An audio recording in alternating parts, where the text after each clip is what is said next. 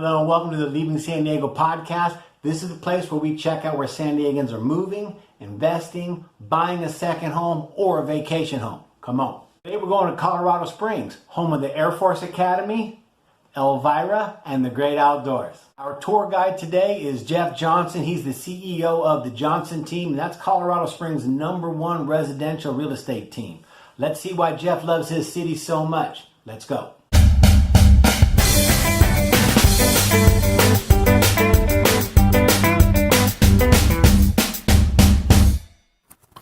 See ya. So, hey, Jeff, thanks for being here.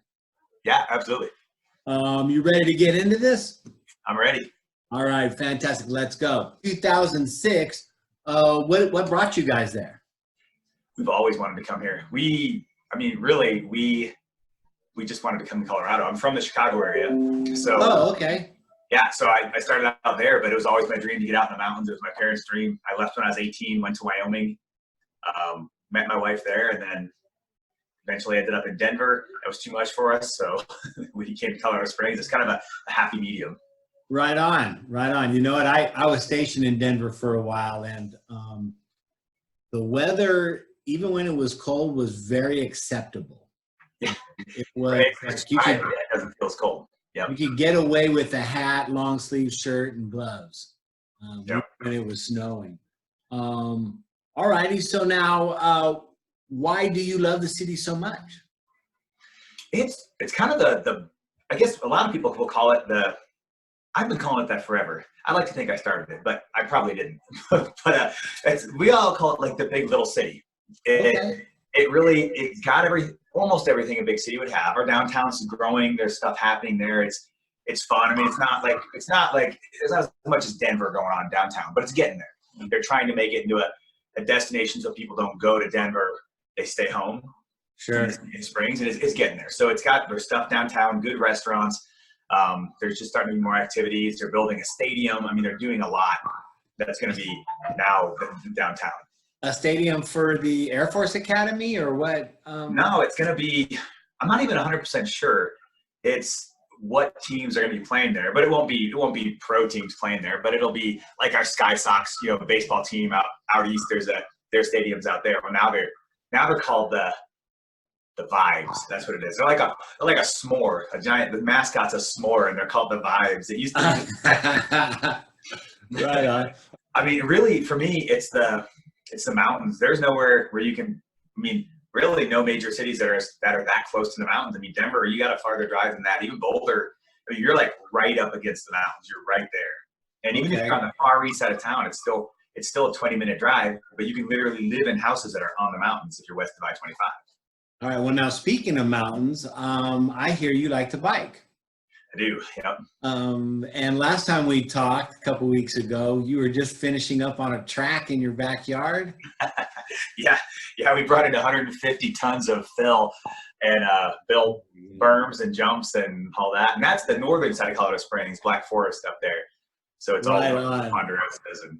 So is that a typical property out there that you'd have enough room, like acreage? Is acreage an easy thing to come? Not if you want trees. So in Colorado Springs, there's not a lot of properties with acreage. It's pretty rare to get that kind of acreage because we have 35 acres. Black Forest, you can get like 5-acre lots up there, but you definitely pay for it compared to the rest of the Springs. So the average property is, an eighth of an acre, maybe a little bit bigger, pretty small. But the houses are packed in there pretty good, and you pay for it if you want land, unless you're out east. You go out east into the plains, the east side of the Springs, you can get more land, but most people want to be closer in. All right. Well, one thing I learned about you just today, that you can jump 40 feet on your mountain bike.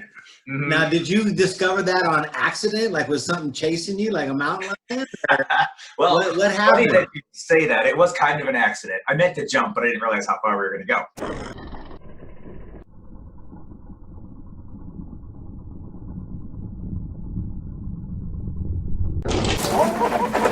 Oh, that's terrible. Oh, You hit that so hard. Oh, But I did not crash though.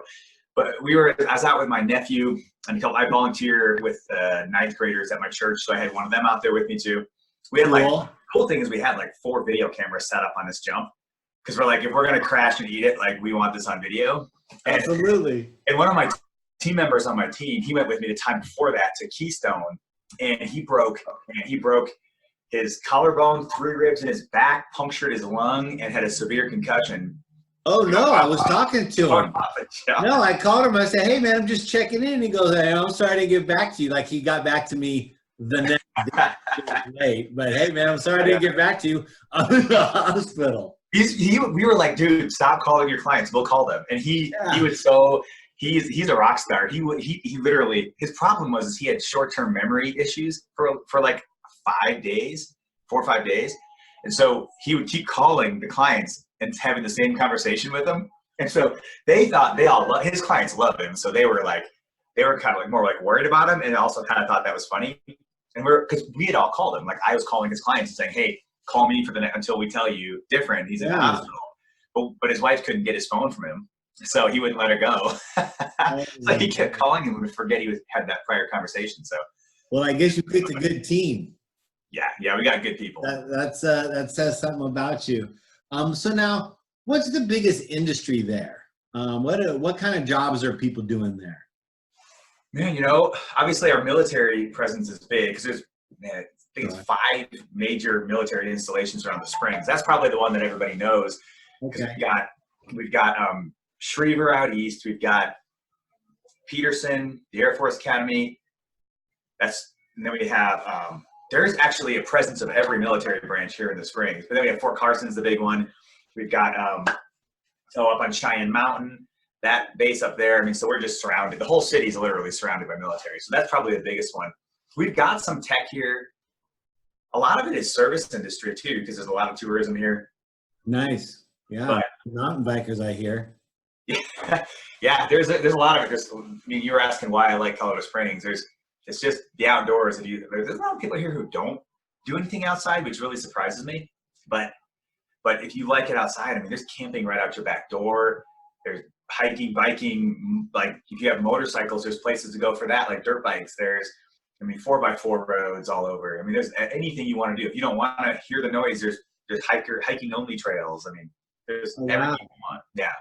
A lot of fishing and hunting out there too. Oh yeah. Yep. Right on. So it's a mountain man dream.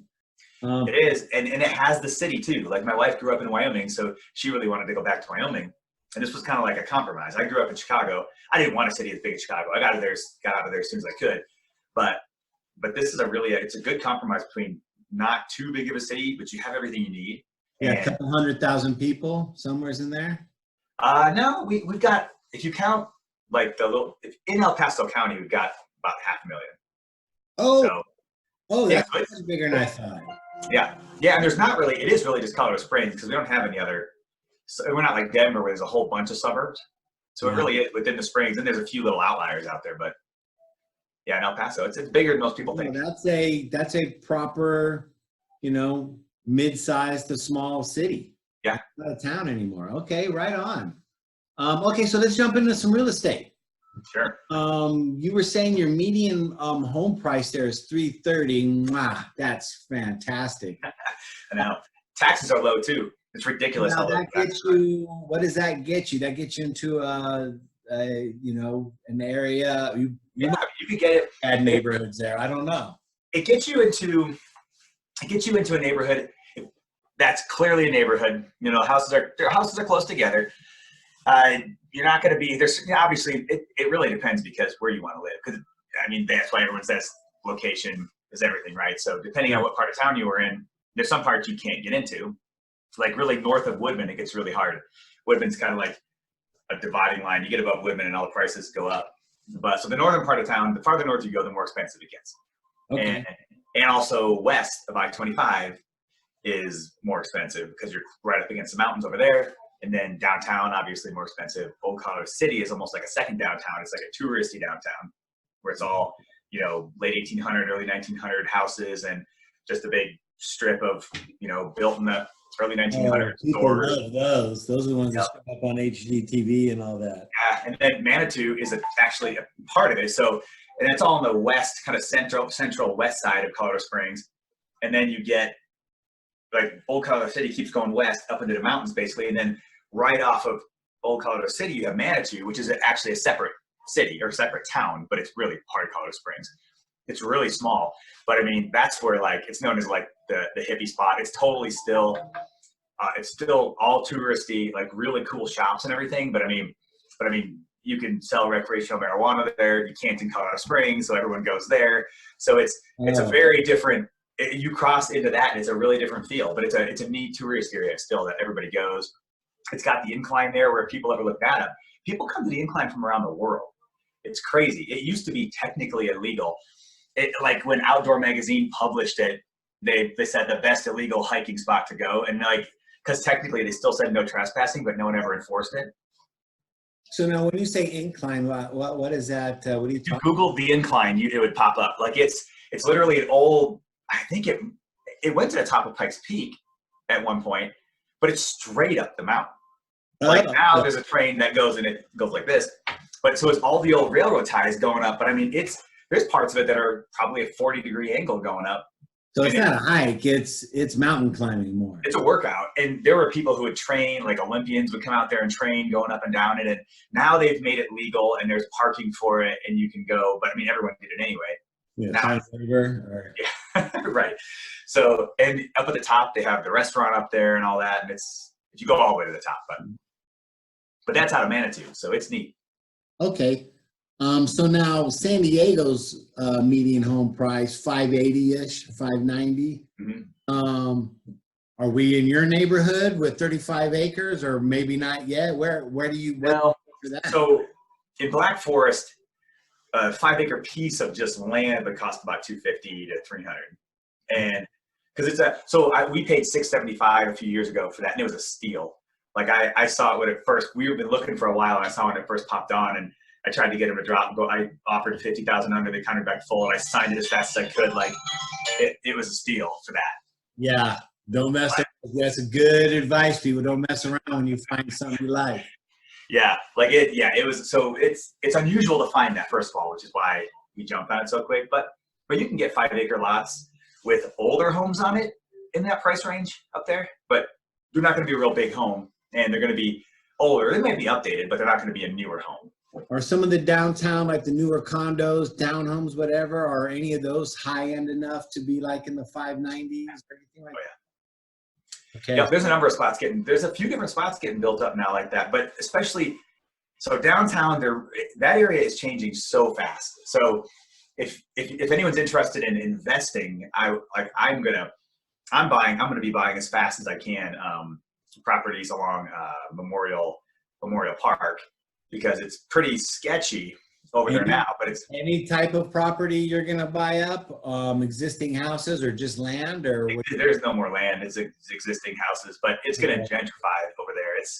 That area is neat. It's right a massive park with a pond on it, with a lake on it, and it's a lake in San Diego. Yeah. Well, yeah, you don't have lakes. So the fact that this is like, you could almost walk to downtown. You could ride a bike to downtown from there. It's close enough to ride a bike. And yet you got that huge park. I mean, this park is massive. I mean, it covers, it's got to be more than a mile or more. Like, it's just big. There's skate parks, bike parks. They do the huge balloon festivals where the hot air balloons take off from there. Oh, cool. So, yeah, so there's areas downtown where you could be in that price range. They have some pretty nice lofts that you can buy there. Same with Old Colorado City. Some people, that area, you can absolutely find nice houses that have been, built in the late 1800s, early 1900s that are fixed up and remodeled, and some of them even have been lifted with new foundations put under them. So you can get into those areas, yeah.